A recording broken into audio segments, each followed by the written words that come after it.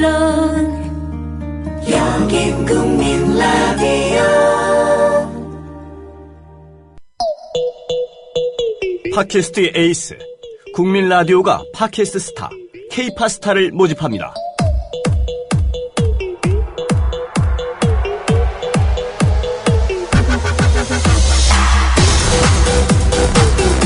안녕하십니까. 이육사님의 청포도 시기처럼 청포도가 익어가는 계절 7월에 찾아온 K-팟스타 불독입니다. 자, 우리 지난주엔 9번째 도전팀이죠. 김하정의 사주쇼 패널들과 함께 했었는데요.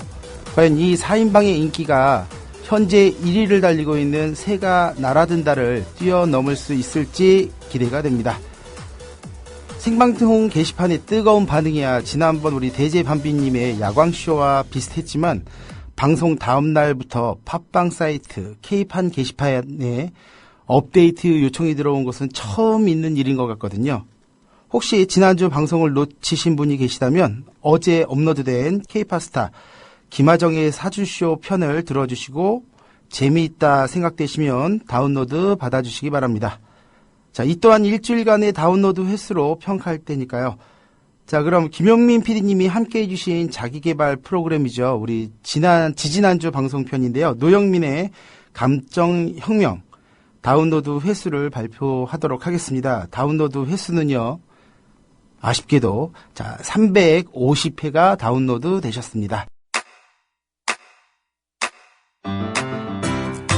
국민 라디오 지지하는 4가지 방법 아시나요? 다운로드하기, 별점 주기, 댓글 달기, 구독하기. 국민 라디오를 보다 많은 이들에게 전할 수 있는 가장 손쉬운 방법. 다운로드하기, 별점 주기, 댓글 달기, 구독하기. 잊지 마세요. 다운로드하기, 별점 주기, 댓글 달기, 구독하기. 자, 이제 오늘은 10번째 도전하는 우리 K-팟스타 도전팀을 만나볼 차례인데요. 오늘은 지난번 캐나다행 토크쇼 이성기님의 편처럼 전화 연결로 함께 하도록 하겠습니다. 멀리 좀 계시기 때문에 오늘 휴가를 받아서 멀리 가 계시거든요. 한번 모셔보도록 할게요. 자, 안녕하십니까? 예, 안녕하세요. 예, 오늘 저희 K-팟스타 10번째 도전을 해주셨는데요. 그 도전하시는 혹시 소감 같은 것 좀 말씀해 주실 수 있을까요? 네. 제가 팟캐스트를 만들면서 예. 나름의 목표로 세웠던 게 네. 국민 라디오에 혹시라도 입성하게 되면 좋겠다라는 생각을 잠시 했었는데 예. 벌써 이렇게 기회가 그러니까 뭐 어떻게 될지 모르지만 기회가 온 것 같아서 되게 그러니까 너무 빨리 꿈이 이루어지는 게 아닌가라는 생각에 되게 떨리고 긴장됩니다. 네. 자, 우리 그 도전해 주시는 팟캐스트 이름이 네. 그 이름이 대꾸 해드립니다였죠? 네, 대꾸 해드립니다입니다. 그게 정확한 명칭인가요? 대꾸 해드립니다? 네네. 제가 그 대꾸 해드립니다를 이렇게 잠깐 들어보니까 네. 그 대꾸 해드립니다가 뭐 이렇게 무엇인가를 묻고 답하는 그런 프로그램이라고 생각하고 저는 들어봤는데 네. 그게 아니더라고요. 네. 어떤 프로그램인지 간략하게 소개 좀 부탁드리겠습니다. 네. 고등학교 교육을 다들 지나오셨을 텐데, 예. 고등학교 때 배우는 문학 작품들이 많이 있지 않습니까? 예. 그런데 교과서에서 이를테면 뭐 시험 문제 나오거나 수능에 출제되는 그런 문학 작품임에도 불구하고, 예. 교과서에서 설명되는 것과 실제로 그 문학 작품이 갖고 있는 좀 더 깊은 의미나 이런 것들은 좀 다를 수 있다는 그런 판단하에서, 예.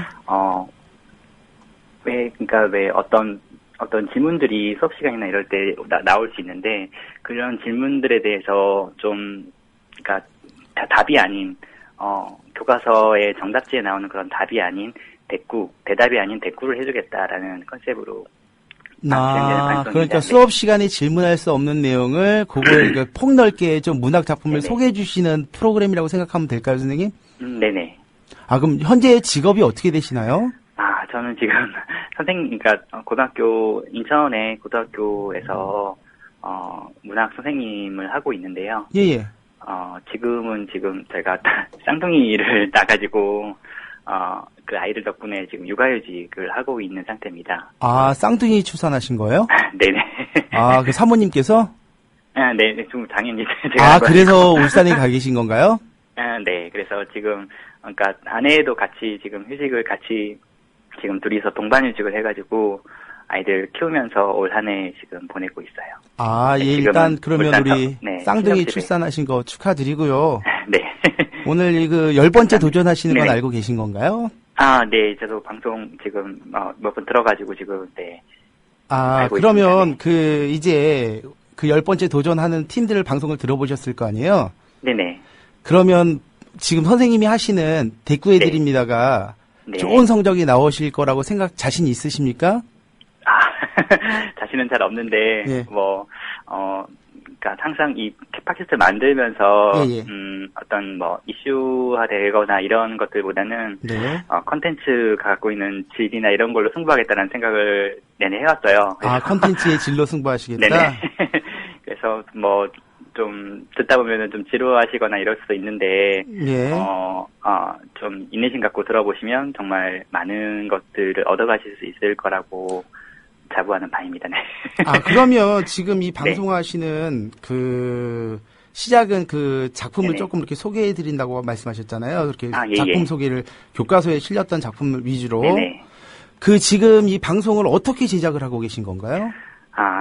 지금, 그러니까, 같이 하는 친구들은, 제가 고등학교 때 가르쳤던 애들 중에 지금은 이제 대학생이 된 친구들, 사실 선생님이라는 직업이, 고등학교에서 이제 아이들을 졸업시키고 나면은 그 친구들이랑 만날 기회가 별로 없거든요. 네. 근데 지금 이제 대학생이 된 남자 고등학교에서 가르쳤던 남학생 한 명이랑 여자 고등학교에서 가르쳤던 여학생 한 명이랑 그 둘이 같이 이제 서로 이제 대학생이 돼서 한 명은 이제 24살 이제 복학생 남자애고요. 그리고 예.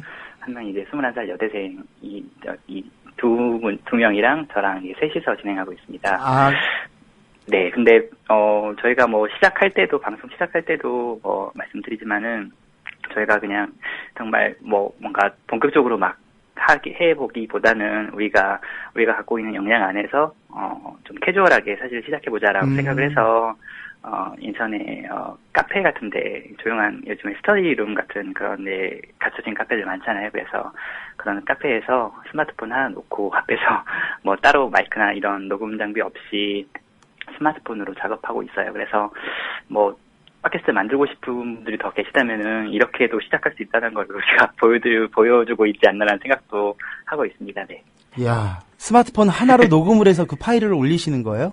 네, 그 파일 스마트폰 하나로 녹음을 해서 그러니까 지금 같이 하는 친구 중에 언론 광고 홍보 이쪽을 전공하는 친구가 있는데 그 친구가 이제 이런 것들 좀 만지는 그러니까 장비나 이런 것들 좀 만지는 친구거든요. 그래서 그 스마트폰에 녹음된 파일을 가지고 음역대 조정하고 이런 것들을 과정 거쳐서 지금 올리고 있는 것 같아요. 네. 아, 그러면 좀 전에 이렇게 제자분이라고 해 남학생과 복학생이 가서 남학생과 여학생 2명이 있다고 말씀하셨잖아요. 네네. 근데 그 두 분은 성함을 좀 말씀 안 해주시는데 자랑스러운 그 우리 네네. 패널들 이름 좀 소개해 주시겠습니까? 네네. 한 명은 지금 단국대학교에 광고 홍보 다니고 있는 최강석이라는 친구고요. 예. 상당히 밝고 항상 저한테 긍정적인 에너지를 많이 주는 그런 친구예요. 예. 네. 그리고 방송에서도 상당히 즐겁게 진행을 많이 하고요. 예. 그리고 여자 친구는 여학생은 지금 숙명여대에서 행정학과 다니고 있는 이지원이라는 친구인데요. 이 친구는 목소리가 되게 매력적이라서 제가 목소리를 믿고 캐스팅을 했고요. 그래서 지금 문학을 상당히 좋아하는 친구라 많은 이야기들 서로 나누고 있습니다. 네. 아, 그러면 지금 이 프로그램이 제가 보니까 한 3편 정도가 올라왔는데요. 보통 네네. 한 번 녹음하시면 네. 어느 정도 분량을 녹음을 하시고 네. 그중에 편집을 통해서 얼마큼이 업로드 되는 네네. 건가요? 저희 보통 만나서, 그러니까 저희도 지금, 물론 저는 휴직을 하고 있지만, 쌍둥이 키우는 게 상당히 바쁘거든요. 예. 그래서, 매주 만나지는 못하고, 2주에 한 번씩 만나는데, 2주에 한 번씩 만나되, 방송은 매주, 그러니까 왜 그래도 일주일이라는 간격이 필요하잖아요. 그래서, 방송은 매주 업로드를 하는 걸 목표로 해서, 한 번 만나서 녹음할 때, 한 3시간 정도 이렇게 녹음을 해요. 그래서, 그 3시간 안에 소설 같은 경우에는 한 편 정도, 시 같은 경우에는 한 서너 편 정도 이렇게 해서 그 한 번 녹음한 파일을 2개로 나눠서 1회차, 2회차 이렇게 디바이드해서 업로드를 하고 있어요.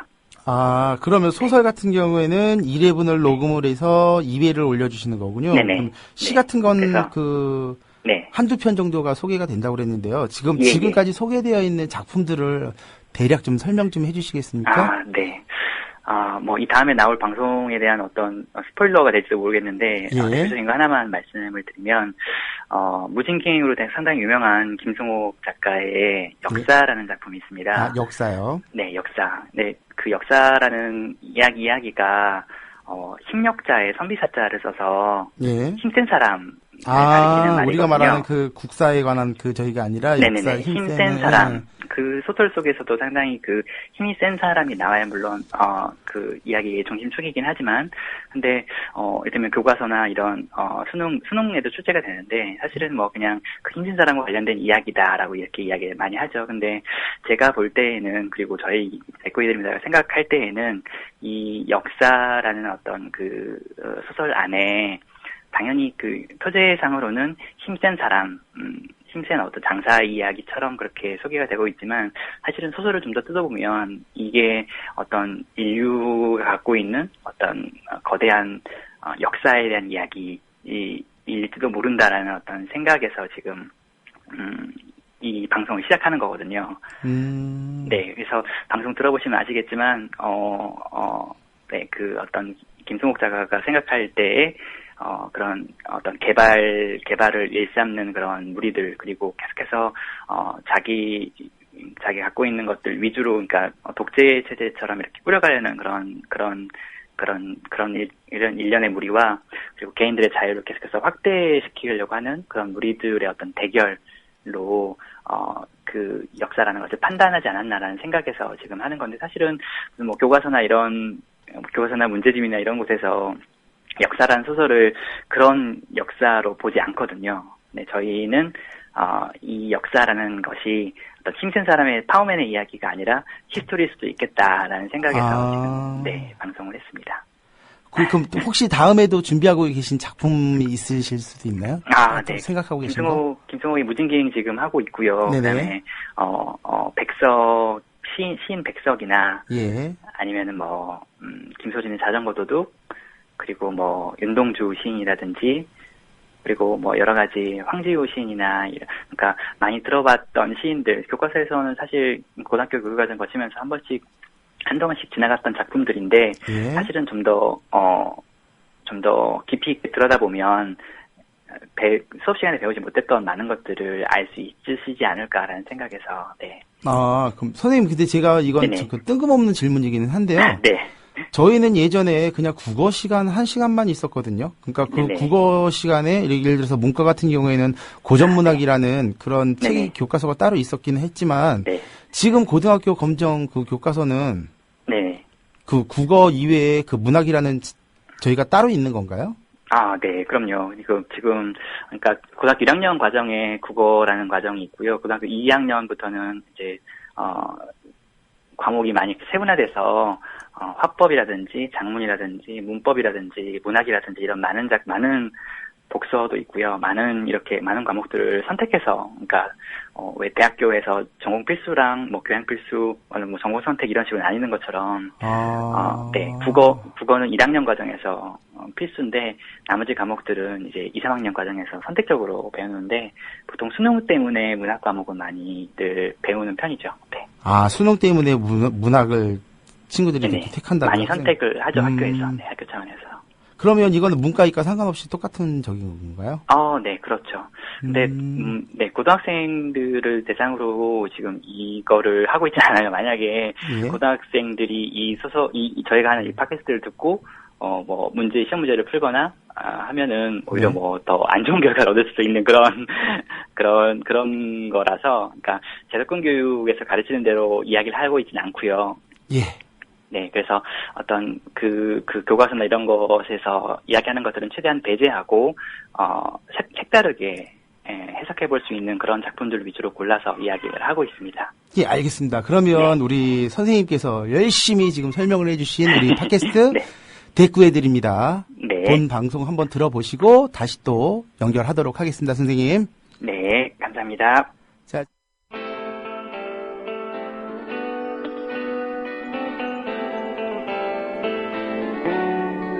네, 안녕하세요. 저희 대꾸해드립니다. 파일럿 2회 이제 시작해 보겠습니다. 무진기행을 보려고 합니다. 마찬가지 저는 방송에서 작가와 그리고 사회자를 동시에 맡고 있는 박창현이고요. 오른편 앉아 계시는 분 PD 겸 웃음 겸. 겸 네.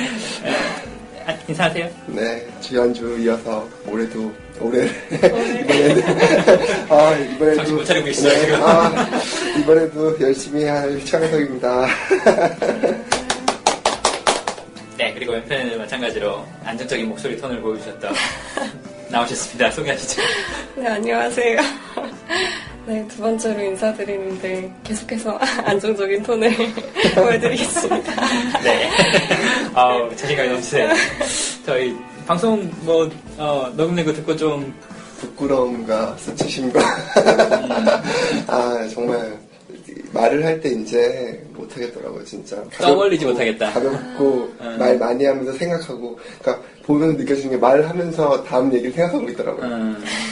이런 것들을 줄여보려고 노력하고 있습니다. 제가 해보니까 이런 것들을 하고서 이렇게 무너져 가니까 쓸 수가 없더라고요. 말을 끝을 맺혀야 돼, 끝까지.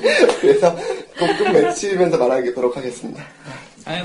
그렇지 않아도 돼요. 중간에서 하면 그냥 다 통째로 드러내면 되고. 그러니까 통째로 드러내거나 끝 맺히거나 둘 중에 하나니까. 무진갱 다들 읽어보셨을 텐데 어떤 생각하시고 있는지 모르겠어요. 일단 지난번에 역사를 했는데 사실 저는 좀 부끄러워서 이야기를 안 했지만은 방송하고 좀 긴장했어요. 내가 어떻게 역사라는 소설이 갖고 있는 뭔가를 좀 더 쥐어 짜낼 수 있지 않을까라는 생각에 필사를 한번 했어요. 필사. 손으로. 진짜 필사라고 하는 것들이 그런 어떤 문장이 갖고 있는 비밀이라는 것들을 알아내는데 상당히 도움이 된다라는 이야기를 많이 들어가지고 언제든 한번 해보고 싶긴 했는데 이번에 잘됐다고 한번 해봤죠. 근데 막상 해보니까 별거 없더라고요. 손만 아프고. 네. 그래서 적고 있는 동안에 눈은 그 다음 부분을 읽고 있어요. 그런 의미가 없네요. 네, 그러니까 이거는 내가 이걸 읽는데 방해되는 어떤 그런 노동 같은 그런 느낌이 있어가지고 참, 이거 잘못됐구나라는 생각이 들었는데 이번에 무진기행을 앞두고는 안 하셨구나. 네, 오히려 이 작품을 한번 필사를 했으면 안 한 거에 대한 아쉬움. 좀 더 좋다라는 느낌이 있었을지도 모르겠는데 물론 아쉬움도 있지만 너무 힘들더라고요. 필사, 성경 필사 하시는 분들도 있는데. 네. 책 이거는 신앙심을 하시는 거죠, 평상심으로 할 수는 없는 일이고.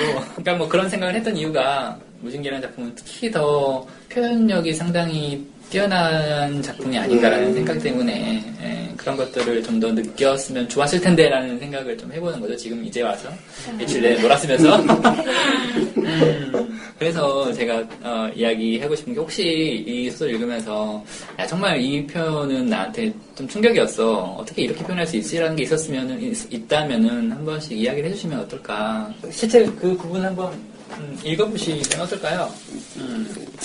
그럴까요? 제대로, 그러니까 왜 표현이 참 좋긴 하지만 그 표현이 지금 기억하는 대로 그냥 툭 던져지는 것과 이 작가가 나름의 어떤 고민을 거쳐서 하나하나 그려낸 어떤 그림을 제대로 토시 하나 안 빼고 읽어준다는 것은 좀 느낌이 좀 다를 수 있거든요. 제가 읽어볼까요? 네. 내가 깨어있을 때에는 수없이 많은 시간의 배열이 멍하니 서 있는 나를 비웃으며 흘러가고 있었고 내가 잠들어 있을 때는 긴긴 악몽들이 거꾸러져 있는 나에게 혹독한 채찍질을 하였었다. 또 지원양 나름대로 부분이 있지 않을까요? 저는 개구리 울음소리. 네, 개구리 울음소리. 좋았어요. 네, 한번 읽어보시죠. 길어도 돼요. 네. 네. 언젠가 여름밤 멀고 가까운 논에서 들려오는 개구리들의 울음소리를 마치 수많은 비단 두 개 껍데기를 한꺼번에 맞부빌 때 나는 듯한 소리를 듣고 있을 때 나는 그 개구리 울음소리들이 나의 감각 속에서 반짝이고 있는 수없이 많은 별들로 바뀌어져 있는 것을 느끼곤 했었다. 청각의 이미지가 시각의 이미지로 바뀌어지는 이상한 현상이 나의 감각 속에서 일어나곤 했었던 것이다. 개구리 울음소리가 반짝이는 별들이라고 느낀 나의 감각은 왜 그렇게 뒤죽박죽이었을까? 그렇지만 밤하늘에서 쏟아질 듯이 반짝이고 있는 별들을 보고 개구리의 울음소리가 귀에 들려오는 듯했었던 것은 아니다. 별들을 보고 있으면 나는 나와 어느 별과 그리고 그 별과 또 다른 별들 사이의 안타까운 거리가 과학책에서 배운 바로서가 아니라 마치 나의 눈이 점점 정확해져 가고 있는 듯이 나의 시력에 뚜렷이 보여오는 것이었다. 사실은 뭐 이 소설 같은 경우에는 진짜 첫 페이지부터 끝 페이지까지 다 읽어드려도 될 정도로 표현력이 뛰어난 부분들이 너무 많아서 제가 김승욱 문장을 보면서 느끼는 감정은 진짜 그 열등감이 일단 가장 먼저 들고요. 어떻게 하면 이 사람의 어떤 그런 능력을 훔쳐낼 수 있을까라는 그런 생각? 영혼을 팔아서라도 뭐 이런 생각까지는 안 하지만은 참 대단하구나. 특히나 이 60년대라는 그 시절에 이런 세련된 문장을 구사할 수 있다는 것. 이번에 다시 읽으면서 제가 느낀 점은 이 사람 참 문장의 호흡이 길구나라는 거였어요. 엄청난 규모의 복문들을 사용하고 있는데 그 복문이 너무나 안정적이라는 거죠. 문장을 좀 길게 쓰려다 보면은 앞뒤가 꼬이고 뭔가 힌트가 안 맞고 그런 부분이 너무 많은데 정말 너무나 간결하고 너무나 명징하게 그 자기가 나타내려고 하는 바를 나타내는 그런 문장들인 것 같아서 그러면서도 상당히 세련되고 좀 감각적인. 그렇죠. 요즘에 절대 볼 수 없는 글들. 왜냐면 항상 레포트를 쓰든가 논술을 쓰든가 항상 간결하게 쓰고 말을 짧게 해라 본문을 만들지 말라는 거의 뭐 철칙 같은 거고 SNS를 쓰더라도 긴 본문의 글을 사람들이 읽지 않기 때문에 그냥 짧게 쓰는 말을 버릇이 있다가 봤는데 긴데도 정확하게 전달이 되니까 그게 뭐 문장이 가진 힘이 아닌가 싶어요. 저도 이야기할 부분이 상당히 많은데 이 소설에서는 공감이 많이 됐던 부분, 아까 강석군이 읽어줬던 그 부분이라서. 정말요? 네, 그 부분이 표현이 참, 그러니까 왜 그런 시절을 보내본 사람들 같은 경우에는 이 문장을 보고 나면은 진짜 뭐 엄청난 충격이 있을 것 같아요. 낮이나 밤이나 그냥 뭐 백수처럼 그냥 틀어박혀서 있었던 그런 시절이 있었던 사람들, 그 시절 그런 망가짐이 있었던 사람들이 이 부분을 본다면 그 낮이라는 시간과 밤이라는 시간이 얼마나 나한테 어떤 위협, 공포 이런 것들을 주는지 그걸 어떻게 이렇게 잘 표현했을까라는 시간의 대열이 멍하니 서 있는 나를 비웃으며 흘러가고 있었대요. 비웃었대. 진짜 시간의 대열이 나를 비웃다니. 표현들 이야기를 해보셨으니까 이제 소설로 들어가 보려고 하는데 이번 화의 제목도 그렇지만은 가장 먼저 이야기해볼 문제는 고등학교 교과서에 상당히 많이 실려 있습니다. 고등학교 교과서에서 이 소설을 가르쳐야 되는가? 가르치면은 안 되는가? 뭐 왜 안 된다는 거야? 뭐 이런 얘기를 좀 시작해 보려고 해요. 고등학교 선생님다운. 네네. 고등학교 선생님다운 문제. 물론, 이 김승욱이 요즘에 많이 회자되고, 고등학교 교육과정 상에서 이런 문학작품을 맛보는 것이 어느 정도 기본적인 어떤 교육의 어떤 교양교육으로서 필요한데, 그런 부분들이 너무 과하지 않냐, 이 소설이. 그런 지적이 많아서, 그거에 대해서 이야기를 좀 시작해 보려고 해요. 아니 왜 당장 지난번에 지난 역사 녹음이 끝나고 이 소설을 해보자라고 했을 때 강석군 같은 경우는 되게 좀 그걸요? 뭐 이런 반응을 보였었죠. 왜 그러셨나요? 그러니까 그거를 한다는 건 나쁘지 않았는데 그거를 기억 남는 건 그때는 읽은 지 한 달쯤 됐을 때니까 많이 사라지고 없어졌을 때 그럼 자극적인 것만 기억이 남죠. 자극적인 것만 기억이 남는데 자극적인 것들이 그런 것들이 제가 느끼기에는 좀 이 소설의 좀 중요한 부분들이라고 생각했었는데 그 자극적인 부분들을 그럼 얘기를 해야 되는데 그걸 얘기한다면 뭔가 민망할 것 같고 그래서 그 부분들을 좀 깨보려고요. 어떤 부분이 자극적이셨는데요? 기본적으로 저는 수음이라는 단어가 뭔지 몰랐어요. 수음이라는 단어가 뭔지 몰라서 네이버에 쳐봤는데 자의행위 이런 거 그래서 근데 이걸 계속 하는 거예요, 주인공이. 그래서 이런 거를 고등학생한테 어떻게 보여주지라는 생각이 우선 들었고. 저는 그게 교과서에 무슨 괴상한 짓이 나와 있어서, 그래서 막, 물구나무석이라도 했나. 물구나무석이. 그런 줄 알았는데. 팔굽혀펴기 막 이런. 네. 근데 달방의 체조? 바꾸면 그건 진짜 너무 안 되는 거 아니에요? 아니, 그니까, 그게 그래요. 그러니까, 지원 양이 배울 때, 뭐, 저한테는 배우지 않으셨겠지만. 근데 선생님이 주셨던 자료에는. 네네네. 말씀하신 대로 그렇게 수음이라고 딱 표기가 그러니까 그 부분이 되게 나쁜 선생님이시네. 아니요. 그게 해프닝이 있는데 무슨 뭐냐면은 그때 그러니까 제가 교과서에 실려 때도 전문이 실려 있지 않았어요. 그러니까 무슨 이유에서는지 모르겠는데 다른 소설들 같은 경우에는 전문이 실려 있는 경우가 있었는데 이 무신기는 전문이 안 실려 있는 거예요. 줄거리가 이렇게 잘려 있는 거죠. 당연히 전문을 가리키고 싶은 마음 욕심에 제가 타이핑을 해서 보관하고 있던 파일을 그대로 이제 복사해서 전반에 뿌렸죠. 근데 지원 양은 저한테 배우지 않는 반이라서 사실 몰랐지만은 제가 들어간 반에서 가서 봤을 때 저도 사실 걱정이 되는 거예요. 이 수음이라는 단어가. 이를테면 그 단어가 있는데 수업에 들어갔을 때 별 생각 없는 여학생이 저한테 선생님 수음이 뭐예요? 라고 질문하면 내가 어떻게 답해줘야 될까라는 그런 생각. 그리고 그걸 했을 때 혹시나 그 단어의 뜻을 알고 있는 여학생들이 보일 반응. 그런 것들이 사실 좀 당황스러웠죠. 근데 질문하는 여학생은 없었고요. 뭐 알고도 넘어갔을지 아니면 그냥 모른 채 넘어갔을지 모르겠지만 근데 교과서에는 분명히 괴상한 짓이라고 나와 있더라고요. 괴상한 짓. 골방에 숨어서 괴상한 짓을 하느라고 보내버렸다. 막 그 동대문에 올라가서 뭘 들었다 놨다 하는 거. 그것도 괴상한 짓이죠. 이런 겁니다.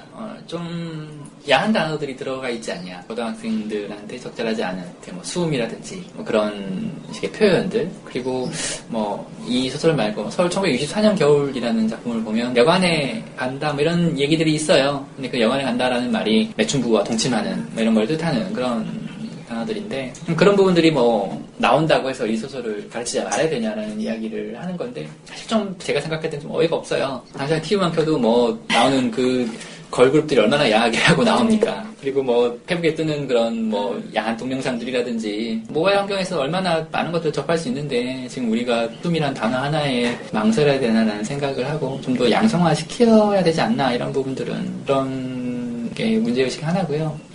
이제 TV를 넘어서 학교 교육에서도 양성화를, 성에 대한 양성화를. 아니, 그러니까 성에 대해서 양성화를 못하고 있기 때문에 오히려 음성적인 것들이 더 커지는 게 아닌가라는 생각을 당연히 하게 되고요. 어차피 다 알아요. 그냥 그 단어를 보고도 그냥 궁금해서 찾아봤는데 그냥 그렇구나 하고 그냥 그 단어 자체에 대해서 부끄러움을 느끼거나 그런 게 아니라 그냥 왜 그냥 그런 행위를 그런 이야기가 나오는 맥락이 부끄러워 버린 거잖아요. 그런 이야기를 지금 교실에서 공공장소에서 공적인 시간에 나와버린다는 게 부끄러우니까 그게 다 양성화되지 못해서 그런 게 아닌가라는 생각이 먼저 들고요. 그럼 오늘의 주제는 오늘의 주제는 고등학교에서도 성의 양성화라고 하니까 또 이상하긴 한데요. 네, 그리고 다른 논의점들로는 소설이 너무 어렵다는 거. 어렵나요? 재밌었는데 그냥 읽으면? 네, 재미는 당연히 있어요. 흥미가 부족한다는 그런 얘기가 아니고 이 소설을 고등학생들이 그냥 별 생각 없이 읽었을 경우에 뭐 사랑과 전쟁 같은 그런 느낌. 그냥 뭐 그런 치정, 뭐 이런 그 불륜, 뭐 이런 이야기지 않냐라는 그런 생각들. 근데 그렇게 느끼면 안 되는 건가요? 그건 안 되는 건 아니죠. 그러니까 굳이 그런 어떤 불륜의 이야기를 다루고 있는 한순간에 원나잇 이야기를 다루고 있는 그런 거를 굳이 고등학교에서 가르쳐야 돼? 하는 그런 생각들. 근데 요즘 학생들이 많이 빠져있는 부분들은 그런 거예요. 일본 소설 너무나 많이 읽습니다. 실제로 많이 읽어요? 네. 대출 1, 2위예요. 뭐 어떤 의미예요? 히가시노 게이고 작품 같은 경우. 누군데요? 처음 들어보는데.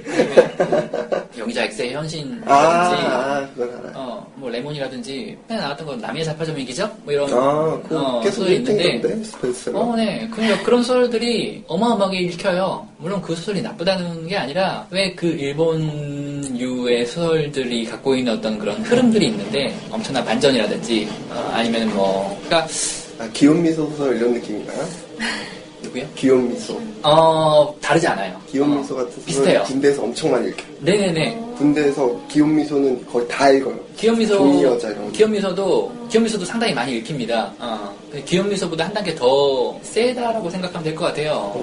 그러니까 그런 식의 어떤 반전이라든지 반전이 꼭 들어있죠. 강한 자극이죠, 사실은. 그런 강한 자극들의 무방비로 노출이 되어 있는데, 그러면서 그런 문학이 최고다라고 생각할 거 아니에요. 우리나라의 어떤 작품에도, 교과서 실현 작품에도, 얼마든지 좋은 작품들이 많은데, 그런 작품들을 좀 도외시하면서 정말 읽기 편하고, 재미있고, 흥미진진하고, 그냥 심장 쫄깃해지는 그런 소설들만을 찾는 게 아닌가라는 생각. 그래서 이 소설이 더욱더 읽혀야 되지 않나라고 생각을 하고요. 조금만 더 해설이 추가된다면, 좀 더 깊이 읽으려는 그런 노력이 선생님과 함께 이루어진다면 충분히 고등학생들도 이 소설이 갖고 있는 어떤 진이나 이런 것들을, 문학적 상징이나 이런 것들을 통해서 볼 수 있기 때문에 좀 더 세련된 문학을 공부하기 위한 가장 좋은 방법이 아닌가라는 생각에서 저는 강추합니다. 맞아요. 저 고3 때도 애들 수능 끝나고 다들 막 일본 소설, 뭐 동급생이나 이런 거 다 그런 거 찾아봤던 것 같아요. 엄청나게 대출돼서 표지가 다 달아있어요. 그 소설들만. 군대랑 여고생을 비교하는 것도 재밌지만, 진짜 군대 하면 할 게 없으니까 책을 어쩔 수 없이 읽게 되는데, 안 읽어본 친구들이 읽어보게 되는데, 읽다 보면 정말 프로이트의 의장원 이런 책들은 정말 깔끔해요. 진짜 한 번 안 폈을 때 딱 느낌이 제가 세는 이렇게 느껴지는데, 귀염미소 이런 책들은 진짜 표시가 없어지고, 자기들끼리 맨날 그 얘기하고, 고구려 이런 소설들, 김진명. 고구려 이런 소설은 전체 군인이 다 같이 읽는 것 같아요. 정말 서로 막 그 얘기를 막 하면서 이렇게. 김진명 소설과 김진명 소설가 그게 다 거기 배치되어 있는 책들에 김진명 소설이랑 귀염미소 소설이 꽤 많은데 다 같이 있더라고요. 근데 다 읽으면 안 읽거든요. 다 읽으면 안 읽어서 다 같이 소대원 중에 고구려 안 읽는 사람 저밖에 없을 거예요. 다 고구려 읽길래 뭐야 다 혼자 프로이트의 의자 읽고 있고 혼자 프로이트의 의자 읽고 있고 거기다 프로이트가 또 읽거든요. 네, 어쨌든 네. 뭐 그런 의미에서 이 소설을 보는 것이 의미가 있다라고 생각을 하고요. 수음이니 파인스과의 동침이니 이런 자극적인 이야기들 속에 들어있는 어떤 문학적인 이면 이런 것들을 볼 수 있어야 이 작품이 온전히 이해된다라고 생각을 해요. 그래서 그런 것들을 온전히 다 이해하고 나면 최강석 군도 다른 어떤 자리에 가서도 무진기행에 대해서 떳떳하게 이야기할 수 있지 않을까라는 생각을 한번 끝나고 한번 네. 네. 이 소설을 이야기하기 위해서 가장 먼저 봐야 될 것은 역시 인물이 아닌가 싶어요. 지난번에 역사에서도 그렇게 시작을 했지만 이번엔 좀 루저지않게 이야기를 해봅시다. 먼저 좀 뭐라 그럴까 데칼코마니라고 할까요? 겹쳐지는 그러니까 이렇게 쌍으로 겹쳐지는 것 같은 그런 느낌의 인물들이 있어요. 근데 우리 그거 안 해요 오늘은? 어떤가요? 소설 짧게 요약해주기 이런 거. 짧게 요약해주기. 청취자들이 아예 소설 안 읽어본 사람도 있을까? 강사가 한번 해볼까요? 뭘요? 제가 준비를 안 해가지고. 제가 할까요? 하시면 제가 다듬을게요. 이 무진기행 소설은 뭐 그래요. 지금은 상당히 외적으로 성공한 어떤 주인공이 어두웠던 기억들 이런 것들을 들추어낼 수밖에 없는 그런 무진으로 가는 여행을 다루고 있는 소설인데 제약회사의 회장님의 따님과 결혼하게 됐죠. 근데 그 따님은 재혼이고 이 사람은 초혼이고 팔자가 핀 거예요. 그래서 그 팔자가 펴서 정말 남자 팔자도 띠용박 팔자라고 확 바뀌었는데 정무로 승진을 앞두고 말도 안 되는 초고속 승진을 시킬 때 이 사람이 회사 안에 남아있으면 안 좋을 수 있으니까 내려가 있어라 라는 이야기를 아내로부터 듣게 되는 거죠. 그래서 무진으로 내려가게 되고 무진으로 내려가 있는 동안에 이제 전무로 승진이 되겠죠. 그렇게 내려가게 된 무진에서 어떤 과거의 기억들을 하나하나 단계적으로 만나게 되고 과거의 자신의 모습 그런 것들을 정면으로 마주하게 되는데 그 와중에서 뭐 박이라는 후배도 만나고 조라는 동기생도 만나고 문제 그 하인숙이라는 여자도 만나게 되는 그런 만남들을 갖고 자기 자신에 대해서 돌아보면서 결국에는 다시 서울로 올라오는 과정. 이게 뭐 무진기행의 큰 줄거리가 아닌가. 좋은 이야기였어요. 윤희준과 하인숙이 데칼코마니다라는 이야기를 하기 위해서 소설의 몇몇 부분들을 좀 살펴볼 필요가 있을 것 같아요. 이를테면 지금 무진이라고 일컬어지는 곳은 실제로 배경은 전남 순천이거든요. 그러니까 서울에서 전남 순천으로 내려가는 길목을 생각해 보는 겁니다. 방적에서 누군가를 만나게 되죠. 아, 여기 있어요? 누군가를 만나요. 미친 여자. 네, 미친 여자를 만나게 되죠. 세련된 어떤 꾸밈을 하고 있는 이 여자를 만나게 되는데 이 여자가 미쳐 있습니다. 저 이 부분 잘 이해 안 갔어. 그러니까 미쳐 있는 여자가 있는데 그 미쳐 있는 여자가 그 분탁기 아이들한테 둘러싸여서 조롱을 당하고 있는데 그 여자가 비명을 질러요. 그 비명 소리가 무표정으로 비용 쓰. 네, 무표정으로 지르는 그 비명 소리가 과거의 나를 떠올리게 한다. 그 여자의 비명이 옛날 내가 무진의 골방 속에서 쓴 일기의 한 구절을 문득 생각나게 한 것이다. 잘 모르겠어요. 그러니까 서울에서의 삶은 사실은 상당히 안정적이고 빈 공간 없이 딱딱딱 맞아떨어지는 그런 생활이겠죠. 과거에 나는 그러지 않았다는 거죠. 과거에 나는 그 어두운 골방 속에서 어머니의 어떤 감시 아래 전쟁터에 나가고 싶은데 그게 더 당당한 삶일 것 같은데 그렇지 못하고 골방 속에서 숨을 하며 지냈던 그 치욕의 시간이 있는 겁니다. 그 시를 나는 미칠 것만 같았어요. 그런데 그 미칠 것만 같은 시간들을 지금은 잊고 살아왔단 말이죠. 근데 내가 서울에서 이제 무진으로 갑니다. 광주까지 왔어요. 가까워집니다. 지난 나의 어떤 그런 과거. 그 과거가 슬슬 다가오기 시작하는 거죠. 이 미친 여자의 비명소리에서 옛날 나의 일기장의 한 구절을 떠올렸다라는 것은 거대한 존재와 마주하게 되는 서막 같은 그런 느낌이에요. 왜 무표정이었죠? 그러니까 미친 여자의 모습이 되게 멀쩡해 보이는데, 그러니까 네. 정신은 그 불완전한 상태인 거잖아요. 그게 어머니가 숨겨서 징병을 나가지 않아서 다른 친구들은 죽기도 하는데 저는 사지가 멀쩡한 상태잖아요. 그렇게 미친 여자의 외양처럼 사지는 멀쩡한 상태지만 사실 정신은 자신에 대해 혐오도 어느 정도 느끼고 네. 그런 데서 나오는 비명이랑 좀 비슷하다. 외양은 멀쩡한데 겉보기에는 멀쩡한데 멋있다. 이런 부분이에요. 겉보기는 멀쩡한데 실제로는 표정을 지을 수 없는 눈알이 휘핑 돌아가는 미친 여자. 그때 사진은 멀쩡한데 내가 할 일을 못하고 있는 나의 모습이 겹쳐지는 거죠. 그래서 무진으로 내려가면서도 사실 별 생각 없었을 거예요. 약간의 어떤 두려움 이런 거는 있었을지 모르겠지만 설마 나는 이미 무진은 잊고 지내온 지 오래야. 나는 이제 좀만 지나면 대기업의 전무가 돼. 이런 생각을 하면서 왔을 텐데 갑자기 문득 지난 과거가 내 눈앞에 확 던져지는 거죠. 광녀 같은 경우에는 나중에 나오지만 주인공 윤희중의 과거의 모습이에요. 그 치욕감을 견뎌내면서 골방 속에 갇혀 있었던 그 과거의 모습, 미칠 것 같은 그런 상태. 근데 사실 그런 광녀 얘기는 앞에 나오는 하나의 어떤 장면으로서만 제시가 되고 그냥 훅 넘어가요. 그 이후에 다시 그런 부분들이 떠올리거나 하진 않죠. 잠깐 봤던 인상으로 지나가고 설마 아니겠지 하고 넘어갑니다. 그리고 다시 버스를 타고 무진을 오죠. 무진에 와서는 신문지구에 가요. 여러 사람들을 만나고 그 사람들은 나의 뒷담화를 깝니다. 저 옛날에 폐병 걸렸던 사람 지금은 여자 잘못해서 출세했다더라 이런 얘기하면서 그리고 나서는 거기에 갔다 온 게 계기가 돼서 박이라는 후배를 만나게 되거든요. 이 박이라는 후배를 만나면서는 박은 어떤 사람이에요? 상당히 순수한 사람이죠. 순진한. 지금 꽁생원 이런 얘기가 나오긴 하지만 그 부분이 조금 궁금했는데 네. 윤희중이 여긴 하나도 안 변했다고 말을 하는데 그럴까요? 라고 대답을 하잖아요. 박이 보는 무진의 모습 이 소설에서 그 옛날의 어떤 순수함을 갖고 있는 사람은 박 하나밖에 없어요. 네. 이를테면 하인수. 저 여자가 나의 순수한 사랑을 정말 순수한 마음으로 받아준다면 이라고 생각하고 있을 것 같은데 그렇지 않죠. 그 시절에 어떤 윤희중 형과 피트제랄드를 이야기하던 그런 시절은 다시 올 수 없다. 자기 개치비로 자기 나왔구나. 네, 그런 생각을 하고 있는 거죠. 개치비는 능력이었어.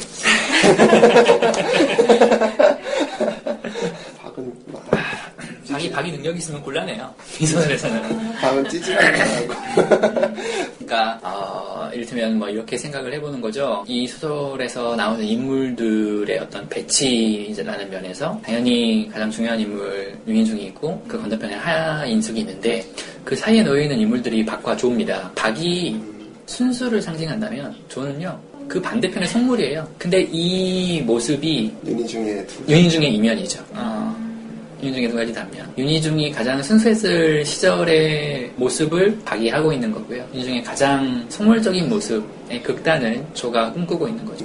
조와 박을 함께 만나는 자리가 생깁니다. 박이 그 옛날에 조가 지금은 세무사장을 하고 있다는 것을 알려주고 결국 조와 박이 모여있는 술자리에 가게 되죠. 거기에서 이제 중요한 그 의문의 여인 하인숙을 만나게 되는 겁니다. 이 여자의 생김새에서 알 수 있는 이 여자의 특징. 이 여자는 대학 시절을 자기 인생의 어떤 절정이다라고 생각하고 있는 거죠. 서울에서 음악대학을 다니던 그 시절. 그 시절과 지금 순천의 한 중학교에서 음악 선생님을 하고 있는 이 시절이 시간의 텀이 크지 않을 겁니다. 불과해 2, 3년밖에 되지 않았을 수도 있어요. 근데 그 2, 3년 사이에 엄청난 내리막을 걷고 있다고 착각하는, 다시는 내가 그 옛날 서울에서 여러 친구들과 함께 보냈던 그런 화려한 시절로 돌아갈 수 없을 거라는 어떤 그런 절망감, 그러면서도 과거의 영화 그런 것들에 대한 어떤 상징으로 날카로운 콧날을 갖고 있는 거죠. 근데 이 여자 같은 경우 성악을 공부했고 소프라노 솔로를 했습니다. 졸업 연주회나 이런 것들을 분위기를 생각하다 해보면 아니 왜 졸업자들이 많을 거 아닙니까? 근데 그 졸업자들이 많은 가운데 소프라노 솔로의 독창회를 할 수 있다는 것은 이 여자의 실력이 그 졸업자들 가운데서는 가장 뛰어났다는 걸 이야기를 해요. 그 서울에 있는 대학에서 치켜세움을 받으면서 살아왔을 텐데 지금은 진짜 시골의 어떤 작은 중학교에서 애들한테 교과나 가르치고 와 있어야 되는 그런 상황인 거잖아요. 그러니까 그렇게 모인 술자리에서 이제 노래를 시키는 거죠. 졸업 연주 독창에서 어떤 개인을 불렀던 이 엄청난 성대를 갖고 있는 소프라노 솔로에게 시켜지는 노래, 주문되는 노래는 목포의 눈물. 아니 이 장면을 봤을 때 보면서 너무 찝찝하고 짜증나는 거 있잖아요. 되게 한숨 쉬면서 보는 그런 장면이었어요. 근데 목포의 눈물을 부르고 난 뒤에 이 여자의 반응도 정말 한숨이 나와요. 아니 이런 노래를 불러가면서까지 이 여자가 뭔가 이루려고 하는 것이 있다라고 한다면 뭐 또 모르겠어요. 근데 그것도 아닙니다. 목포의 눈물을 부르고 나서 도대체 왜 그런 곳에서 그런 노래를 부릅니까? 라고 물어봤을 때 나오는 대답이 심심해서요 라잖아요. 그 말을 듣는 순간 윤희중도 부정하지 못하죠. 불편함이 극에 달하는 순간인 것 같아요. 보면서. 자기 어떤 화려했던 시절을 뒤로 하고 내려와 있는 이 상황인데 이 여자가 갖고 있는 가장 큰 특징은 무진으를 벗어나고 싶어 한다는 거예요. 사실 좀 더 세련되게 벗어날 수도 있지 않을까라는 생각을 해보는데 그런 세련된 방법들은 하나같이 다 통하지 않고 정말 악마와 손을 잡아서라도 이 윤희중의 어떤 세컨드로 들어가는 일이 있더라도 서울로 가고 싶은 거죠. 근데 그 벗어나고 싶지만 벗어날 수 없는 그런 상태가 윤희중과 겹치는 겁니다. 그 시절에 어머니가 나를 골방 속에 묶어놓고 못 가게 했던 그래 하인숙의 모습에서 윤희중이 자신의 과거를 발견해요. 제가 본 최근의 영화들이 우리선이라는 영화, 홍상수 감독의 우리선이라는 영화가 있는데 우리선이? 네, 그 영화에서도 그 선이라는 애가 계속 끝까지 사람을 만나면서 자기 상황에서 계속 벗어나려고 노력을 하거든요. 그런 것들이 이 느낌과 너무 지금 절묘한 것 같아서. 소설이 좋은 거는 그런 식으로 변형이 많이 되는 거지 고전 같은 느낌이 있는 거야. 우리 선이라는 사람과 하인숙과 너무 대치되고 또 그냥 바로바로 추리고 갈게요. 네. 결국 그 여자와의 어떤 술자리를 갖고 나서 박은 그 여자의 그런 모습이 싫어서 뛰쳐나가버리고 결국 술자리는 그렇게 파해지고 너무나 우연인지 아니면 자연스러운 건지는 모르겠지만 둘이 같이 하인숙과 윤희중이 같이 길을 가게 돼요. 길을 가는 부분들 상당히 아름답게 묘사가 되는데 결국은 불륜이잖아요. 근데 독자들은 남자여서 그런지 응원하게 되는 네. 남자에서 응원하게 될지 모르겠는데 여자는 여성 독자로서는 어때요? 불편하죠? 이 부분이 약간 이분은 완전 응원하면서 봤는데 그래 이 자식아 열심히 해야지 이러면서 그렇게 하는데 어떻게 생각하십니까? 진짜 싫은데? 진짜 싫. 네, 진짜 싫어요. 서울에 있는 네, 그 여자는 하는 어떡하라고. 진짜 저는 단 한 번도 그런 생각하지 않고 응원하면서 봤는데. 네, 아주 재밌을 것 같아요. 이 두 관점도. 그러니까 이런 부분이 있습니다. 둘이 떨어져서 이제 둘만 떨어져서 그 길을 걷게 되는데 여자가 조금 떨리는 목소리로 말했다. 나는 다시 여자와 나란히 서서 걸었다. 나는 갑자기 이 여자와 친해진 것 같았다. 다리가 끝나는 바로 거기에서부터 그 여자가 정말 무서워서 떠는 듯한 목소리로 내게 바래다주기를 청했던 바로 그때부터 나는 그 여자가 내 생애 속에 끼어든 것을 느꼈다. 내 모든 친구들처럼 이제는 모른다고 할 수 없는 때로는 내가 그들을 훼손하기도 했지만 그러나 더욱 많이 그들이 나를 훼손시켰던 내 모든 친구들처럼 여자가 무섭다고 하면서 저한테 앵깁니다. 근데 그 시절에 나도 뭔가를 무서워하고 있었어요. 우진의 어떤 풍경들, 몰려오는 바닷바람, 그리고 무섭게 서 있는 나무들 이런 것들이 다 자기 자신을 조롱하고 있다고 여기는 상황. 그때의 상황이 지금 내 앞에서 무섭다고 떨고 있는 무서움 속에서 나를 구해달라고 손길을 내미는 이 여자의 모습과 너무나 일치하는 거죠. 결국은 그 시절의 나의 모습을 하인숙에게서 발견하게 됩니다. 근데 그 시절에 윤창중 때문에 계속 윤희중. 그 시절에 윤희중은 도움을 청할 사람이 없었죠. 편지를 쓰긴 했죠. 여러 친구들에게 편지를 썼는데 그 편지 내용은 그런 거였어요. 쓸쓸하다. 근데 쓸쓸하다는 말을 가지고는 뭐 어쩌라고요. 어느 날 갑자기 편지가 왔는데 희중한테 편지가 왔어. 뜯어볼까?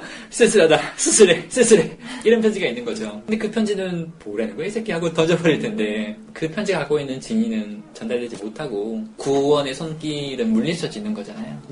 같은 상황이 아니니까 받는 사람은 이해해주기가 더 힘들 것 같아요. 근데 윤희중이랑 하인숙은 자기랑 같은 상황이고 같은 처지라는 게 보이니까 더 이해가 되고 그 도움을 거절하기 힘드니까 이제 내 삶에 들어왔다. 아닐까. 그래서 조금은 더 관계가 지속되는 것 같아요. 그런 부분 때문에. 근데 별을 봐요. 개구리 울음소리가 별이다. 공감각 이런 얘기 막 나오는데 별을 올려다보면서 못 견뎌 했죠. 왜 그렇게 별을 보면은 이쁘다. 반짝반짝 이쁘다. 이런 생각을 해야 되는데 그 아름다운 반짝이는 별을 보면서 이거 정말 못 참겠는 거예요. 그거 진짜 그냥 윤희중이랑 같은 상황이 아니어도 그 말이 어느 정도 공감은 되는 것 같아요. 네, 어떤 면에서? 네. 그러니까 너무 하나씩 멀게 느껴지니까 그걸 가리키면서 도달할 수 없을 것 같은 그런 느낌을 받게 하는 그런 뭔가 센치한 기분이. 네.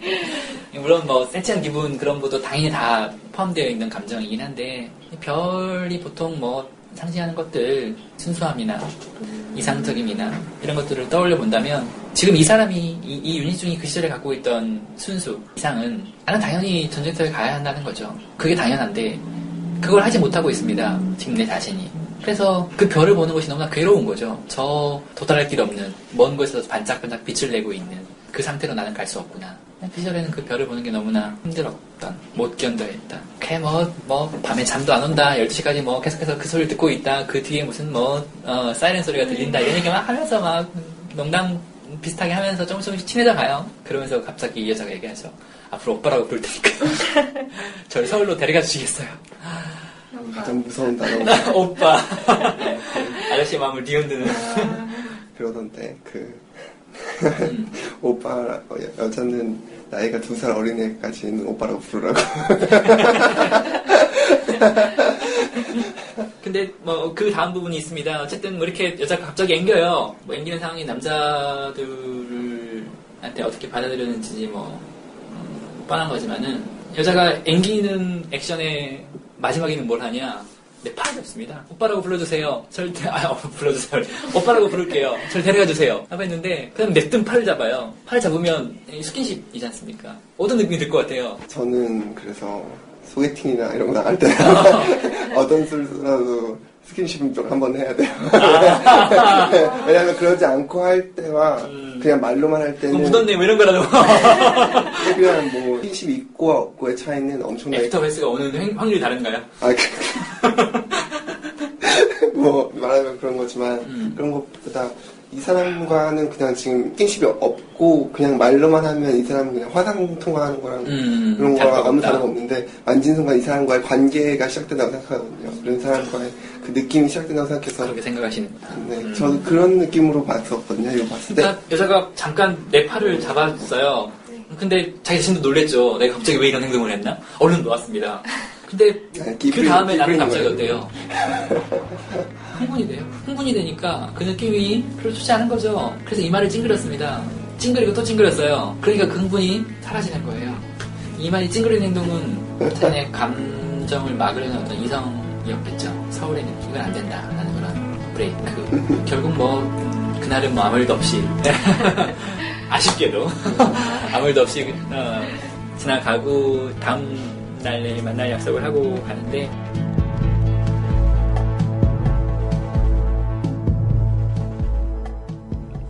자, 여러분은 지금까지 10번째 도전팀 박창현의 대꾸해드립니다를 청취하셨습니다. 자, 박창현 선생님 다시 한번 모셔보도록 할게요. 여보세요?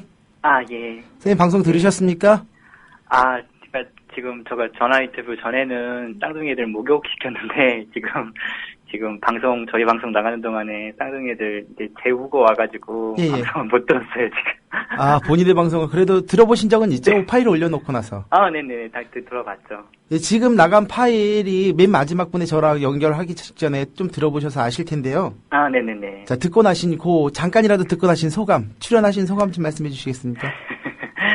네, 그러니까, 지금 여러 가지 문학 작품들 다뤄볼 건데, 지금 이제 김승옥의 역사와 김승옥의 무진기행이 지금 편이고요.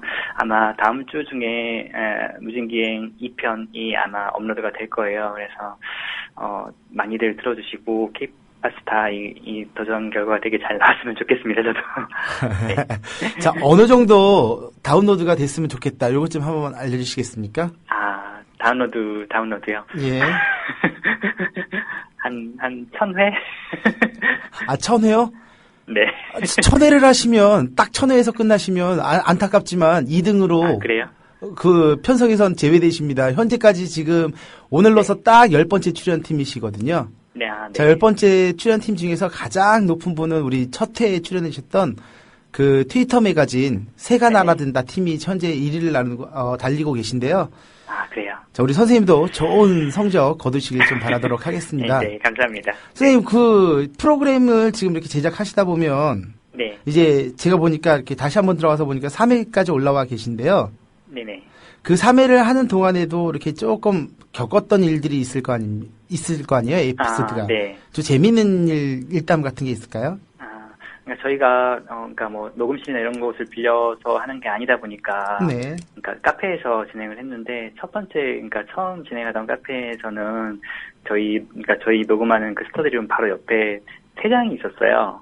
네. 그 세장에 여러 그 조류들이 막 있어가지고. 아, 조류들이요? 새 날개 푸르륵거리는 소리나 그러니까 저희가 일요일 아침에 녹음을 하는데, 네. 그 새들이 아침에 컨디션이 좋은가 봐요. 그래서 막 새소리가 계속 들리고 그래서 그것 때문에 좀 고생을 했었는데, 이제 카페를 옮겼거든요, 다른 곳으로. 아, 예. 옮긴 곳에서는 에어컨이 또 계속해서 소리를 내서. 아, 여름이라. 네. 그래서 그런 어떤 잡음들이 들리는 게 오히려 자연 친화적이다 이렇게 생각하고 지내고 있긴 하지만, 편집하는 친구가 좀 고생이 많을 것 같아서, 네, 되게 미안합니다. 자, 우리 지금 해주신 작품들 외에, 네. 혹시 또 우리 청취자들에게 문학 작품에 네. 고등학교 실려 있는 작품들은 이런 작품들이 있습니다 하고 소개해 주실 만한 작품들이 네. 있을까요? 저 개인적으로 좋아하는 소설가 김승옥 선생님 참 좋아하지만, 좋아하는 시인으로, 백석 시인을 참 좋아하거든요. 예. 그래서 백석 시인의 어떤 여러 시편들, 그러니까 백석이라는 사람 같은 경우에는, 정말 공감 능력이 엄청난 사람이라고 생각이 돼요. 예. 그러니까, 보통 지금, 나라의 윗분들 같은 경우에는 공감 능력이 상당히 결여돼서, 자기 주변에서 분명히 일어나는 일임에도 불구하고 그런 것들에 애써 눈 감아버리는 되게 모렴치한 사람들이 많잖아요. 예. 네, 그런 사람들의 어떤 정반대편에 있는 진짜 거미 새끼 한 마리한테도 공감 능력을 투사하는 그런 사람의 모습을 백석 시인의 모습에서 볼 수 있지 않나라는 생각을 해요. 네. 아, 그 백석 시인을 추천해 주시는 건가요? 네. 백석 혹시 그럼 백석 시를, 시인의 시귀절 중에서 가장 인상 깊었던 그 한 구절 외우실 수 있는 부분이 있을까요? 인상 깊은 구절이요? 네. 갑자기 이렇게. 저는 남신우주 유동 박시봉방이라는 시를 참 좋아하는데, 네네. 네, 그 시 구절 중에 이런 게 있어요. 낮이나 밤이나 나는 나 혼자도 너무 많은 것처럼 생각하여. 이런 구절이 있는데, 지금 정확히 워딩이 맞는지는 모르겠는데, 나이가 조금씩 이제, 젊은 시절에 이제 나이가 좀 먹어가면서, 그런 사람을 책임진다는 게 그게 참 힘들다라는 생각을 많이 하게 되는데, 사랑하는 사람, 그리고 이제 태어난 내 자식들, 이런 사람들을 내가 나 혼자도 나 혼자를 책임지는 것도 참 힘든 일인데 그런 사람들까지 다 이제 책임을 떠안아야 되는구나라는 생각이 참 그 시절에는 그러니까 아직 그런 결혼도 가정도 이루지 않은 시절에는 상당히 무겁게 다가오더라고요. 막상 다치니까 다 하긴 하는데. 네. 네. 선생님, 제가 또 무리한 부탁을 좀 하나 좀 해드리려고 하는데요. 네. 저희가 이제 방송 시간은 이제 한 3분 정도뿐이 안 남아 있는데 네네. 선생님이시니까 문학 선생님이시니까요. 네. 오늘 저희 PD님한테 특별한 선물 하나만 좀 해주시겠습니까? 네. 오늘 저희 PD님이 생신이세요. 오늘 방송에서 네. 나오셨는지 모르겠지만 우리 네. 김영민 PD님이 생신이라서 우리 김영민 PD님 삼행시 그러세요? 한 번만 짧게 멋지게 한번 좀 부탁드릴게요. 네. 삼행시. 삼행시요? 네. 짧게 한번 좀 부탁드리겠습니다.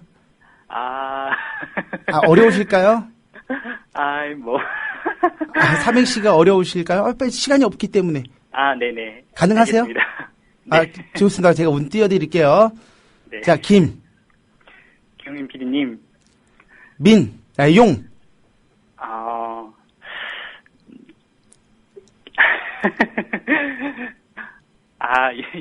이런.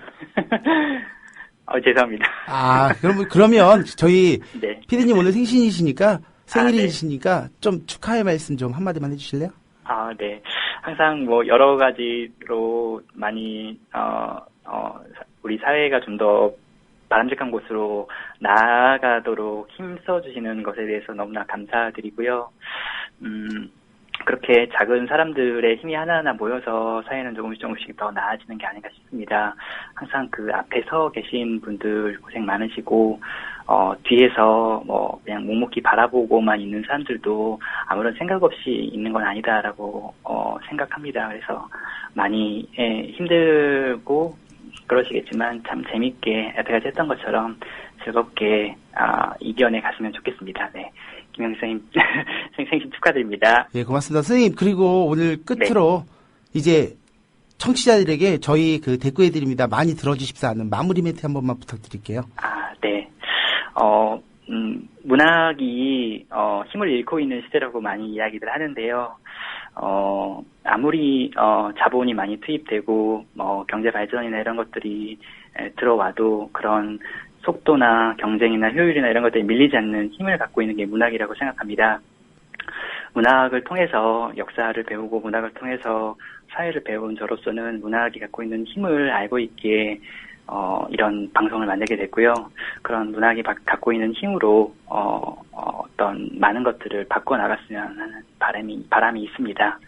네, 우리 저희 대꾸해드립니다. 많이 들어주시기 바랍니다. 예, 고맙습니다. 오늘 방송 출연해주셔서 대단히 감사드리고요. 선생님, 좋은 결과 있으시길 바라겠습니다. 고맙습니다. 감사합니다. 네. 자, 저희가 오늘 준비한 시간은 여기까지가 준비가 되어 있고요. 저희는 다음 주 수요일에 K-파스타 대단원의 마지막 도전자를 모시고 찾아뵙도록 하겠습니다. 오늘 끝까지 청취해주신 청취자 여러분 대단히 고맙습니다. 감사합니다.